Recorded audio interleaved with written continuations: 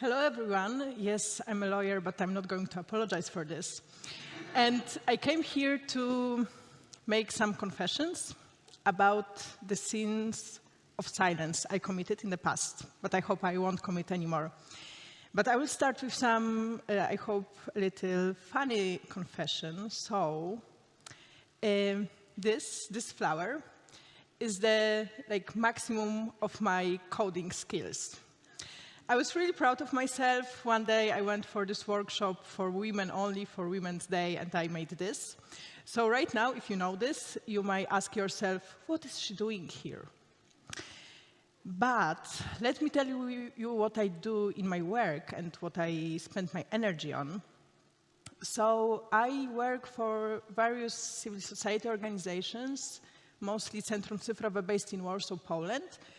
And I deal with public policy for those organizations.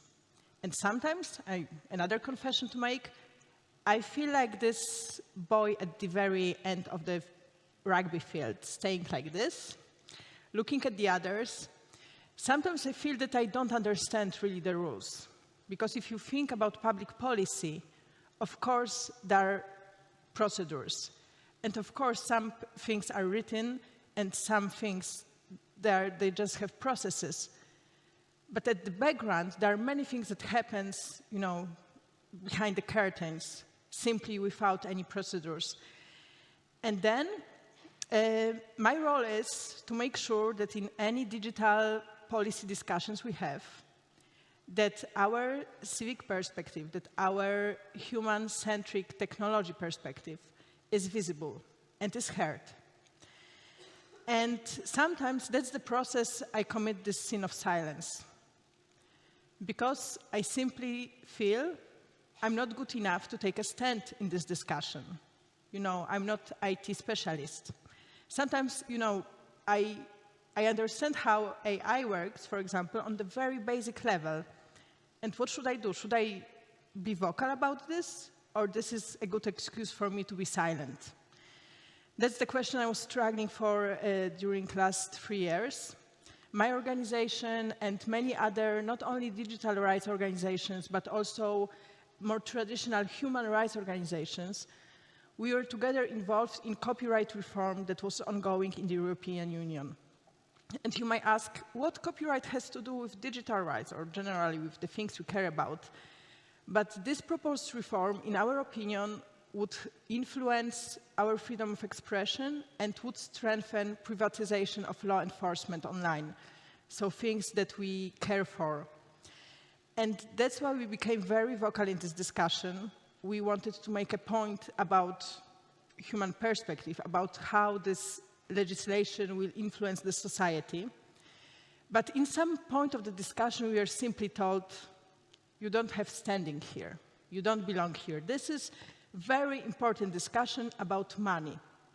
So what are you doing here, people with your human rights-oriented arguments, with your freedom of expression arguments? Like, you simply don't belong here. Let adults, let's grown-up, and let's, serious people discuss about money, but you don't have a standing in this discussion. And that's what we were told, that we, as civil society, were told in this discussion that we don't belong here, that we don't have money to put on the table, and this is not the issue we should take care about. But we did our best, I believe. So we asked many questions. For example, as simple questions as, where are evidences? Because European Commission put something on the table, proposed something, and then you realize it's not the best thing they came up with. So you're asking for some evidences, because you believe in evidence-based policy, right?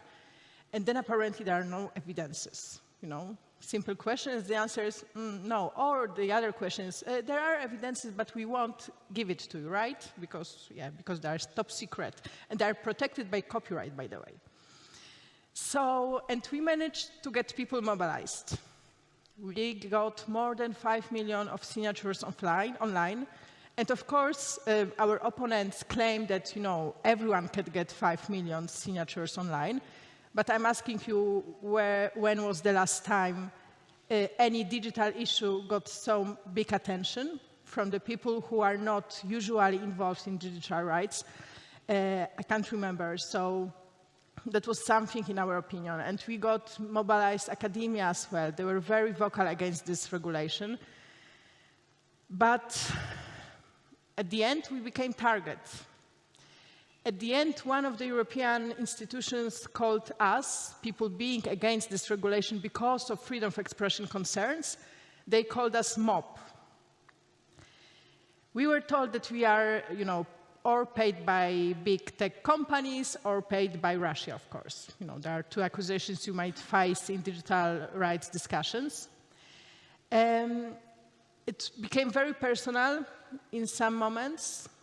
It was really, we were told constantly that in technology, in technological debates, there is no place for your concerns. That you should, go back to your human rights-oriented field, and that's your place. You should be discussing things, not here, not in technology policies. And at the end of the story, of the reform that took more than 2.5 years, at the end we failed. We failed in the way that the legislation that got passed last week is pretty bad, in my opinion, for users' rights and for our freedom of expression online. And of course, there are various things that can be made on the level of implementation of the directive. But at the end, we ended up with pretty bad and not taking into account human concerns legislation being passed in the European Parliament. But from every lesson in our life, we can learn something, right? So I just thought with my friends, and we discussed, what are lessons we have to remember about this process, and we should bring and we should implement them in the future. So the first lesson for me, and I hope for you as well, is that basic questions matters. Because in technology debate, many people discuss so detailed solutions or focus on so important things that, that nobody anymore asks simple questions like, for example, how this technology will affect society? What will be the impact of this technology on society? Nobody will ask it if it won't be you. So simple questions really matter, because in this debate they are simply omitted and they are simply forgotten. And if you won't ask them, nobody will answer them. And you are the only one being able to raise those concerns. Without people like you, nobody ever would argue and would question AI and discover that it's a pretty biased tool. So, it's in your hands. The second lesson is that we all have a role to play in this debate, in this discussion. Because you might be told, of course, look, you don't have a standing here because you can't program any AI solutions. But it's not true. Technology really affects our lives, and it really matters. And we are here because we care about technology and how it affects society. So that's the reason good enough to be vocal and to take a stand. And every one of you have some knowledge, have some skills that can be very useful and then can be used in a good cause, for a good cause, in these policy discussions on technology. And the third lesson I learned is pretty, I would say, disappointing one, but it's very true. That if it comes to policy processes, damage control really matters. It's important. And I know, that's what I'm telling, it's not something that you would hear probably in this success stories of many people, but because damage control is not rewarding, it's not inspiring. You just happen to stop something from appearing or from happening.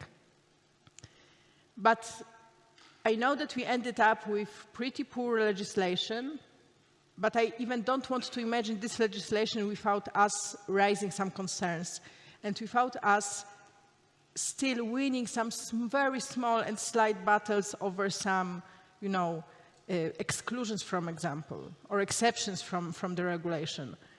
And this is not something very rewarding. This is not something you can claim it's a success. But damage control really matters. And recently, one of the very wise women who is also at the audience, she asked me, Natalia, but you ended up being accused, of serving Russia, for example, and you were told thousands and thousands of times that this is not discussion you belong to. This is not the place you have a standing, and this is not the place you can say anything meaningful. But you and people being involved in this discussion, you decided to be there and be active. And I believe that after the process, you will be also active in this discussion. So her question was, how come? Like, what gives you, energy? What gives you power to do so? And how come you are still there if you are not wanted? And this question made me really think, and I hope this is something you will take back homes and to your countries and to your cities, that I just realized that the more unwelcome I am somewhere, it means that I really should be there. It really means that that's the place I'm not welcomed, not because, of your, I don't know, the way you talk or how many mistakes you do in English, but you are unwelcome because you have something meaningful to say. And you are not welcome because you have questions to ask that are not convenient questions. And I really believe this is our responsibility as people in this room and also as people, working for your organizations, your friends, your colleagues, to be vocal in those discussions about technology that we feel not welcomed. And apparently I wasn't the first one to discover so. That was, and I'm leaving you with words of the first Congresswoman of color, who once said that if they don't give you a seat at the table, bring a folding chair. So I would highly encourage you, next time you will discuss technology, we will have an opportunity to take part in the policy process related to technology. There will be some public consultations going on, and then you will think, I'm not welcome, it's not the place for me. I don't have enough knowledge, and I don't have enough skills to participate in this process meaningfully. I would highly encourage you to remember about this quote and bring your folding chair and really make a difference in public debate we have on technology. Thank you.